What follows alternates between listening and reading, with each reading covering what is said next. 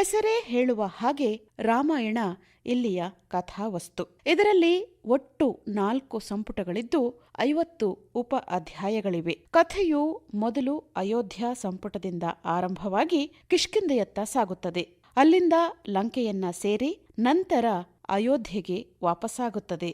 ಕಾವ್ಯದ ಆರಂಭದಲ್ಲಿ ಕವಿವರ್ಯರು ಹೇಳುತ್ತಾರೆ, ವಾಲ್ಮೀಕಿ ರಾಮಾಯಣ ಒಂದು ಮಹಾಸಾಗರ.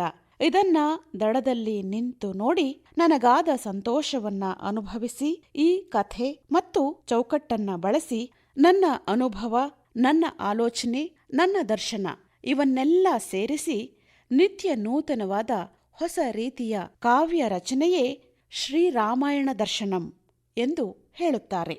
ಕಥೆ ಬೇಕು ಎನ್ನುವವರಿಗೆ ರಾಮಾಯಣದ ಕಥೆ ಇದೆ.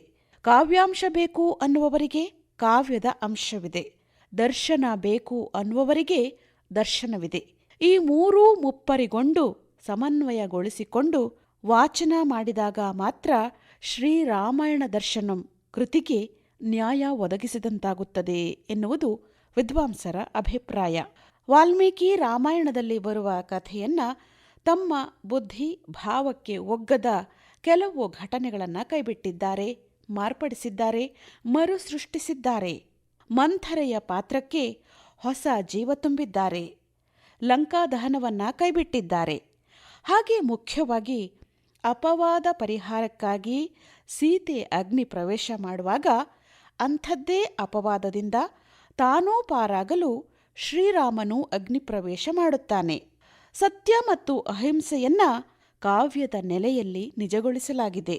ಕವಿಗಳು ಮಲೆನಾಡಿನವರಾಗಿದ್ದರಿಂದ ರಾಮಾಯಣದ ಕಥೆಯ ಓಟದಲ್ಲಿ ಪ್ರಕೃತಿ, ಉಪಮೆ, ಮಹೋಪಮೆಗಳ ವರ್ಣನೆಗೆ ದೊರಕಿದ ಅವಕಾಶವನ್ನ ಸಮರ್ಥವಾಗಿ ಬಳಸಿಕೊಂಡಿದ್ದಾರೆ ಎನ್ನುತ್ತಾರೆ ಅಧ್ಯಯನಕಾರರು.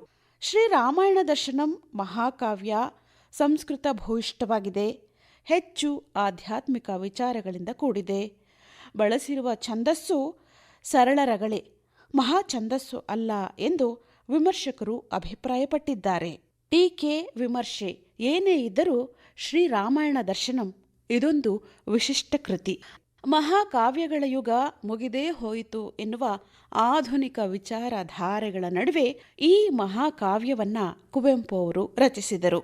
ರಾಷ್ಟ್ರದಲ್ಲಿ ಸಾಹಿತ್ಯಕ್ಕೆ ನೀಡಲಾಗುವ ಅತ್ಯುನ್ನತ ಪ್ರಶಸ್ತಿ ಜ್ಞಾನಪೀಠ ಪ್ರಶಸ್ತಿಯನ್ನ ಮೊದಲ ಬಾರಿಗೆ ಪಡೆಯುವ ಮೂಲಕ ಸಾಹಿತ್ಯ ಪ್ರಿಯರ ಗಮನವನ್ನ ಕನ್ನಡದತ್ತ ಸೆಳೆದವರು.